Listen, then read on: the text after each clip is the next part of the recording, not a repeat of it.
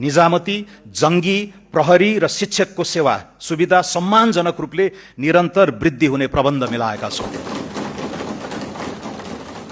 लागत न्यूनीकरण र दक्षता अभिवृद्धि संस्थागत सुधारको अर्को आयाम हुनेछ। यसका लागि अभूतपूर्व मितव्ययिता र विनियोजन कुशलता कायम गर्दै साधारण खर्च नियन्त्रण गर्नेछौं। कार्यालय सञ्चालन खर्च उल्लेख्य रूपमा घटाएको छु। तालिम केन्द्र बाहिरका तालिम खर्च, क्यामेरा, टेलिभिजन लगायतका उपकरणमा विनियोजन हटाएको छु।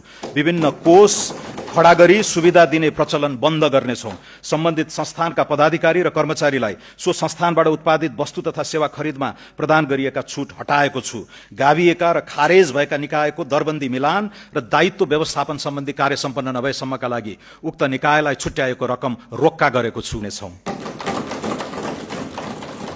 वस्तु वा सेवाको खरिद बिक्रीमा बिजक लिने दिने संस्कृति प्रोत्साहन गर्न लटरी जस्ता आकर्षक कार्यक्रम सुरु गरिनेछ।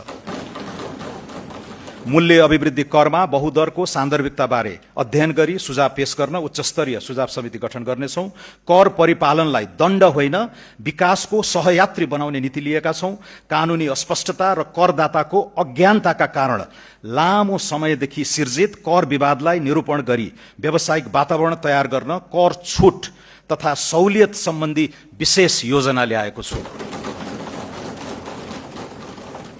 सरकार वा करदाता पक्षबाट अदालत वा न्यायिक निकायमा पुगी विचाराधीन रहेको कर विवाद समाधान गर्न निर्धारित कर रकममा 1% थप गरी तोकिएको म्यादभित्र बुझाएमा मुद्दा फिर्ता लिई शुल्क, जरिवाना, थप दस्तुर, विलम्ब शुल्क वा ब्याज मिनाहा हुने व्यवस्था मिलाएको छु।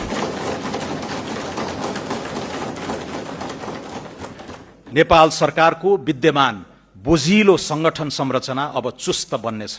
संघीय मन्त्रालयको संख्या 22बाट 18 कायम भइसकेको परिप्रेक्ष्यमा विभाग, कार्यालय र दरबन्दी कटौतीबाट बचत हुने रकमलाई प्रशासनलाई दक्ष बनाउन उपयोग गर्ने नीति लिएको छु। 31 निकाय खारेजी, 6 निकाय मर्जर, 6 निकाय हस्तान्तरण तथा 18 निकायको पुनर्संरचना गर्दैछौं।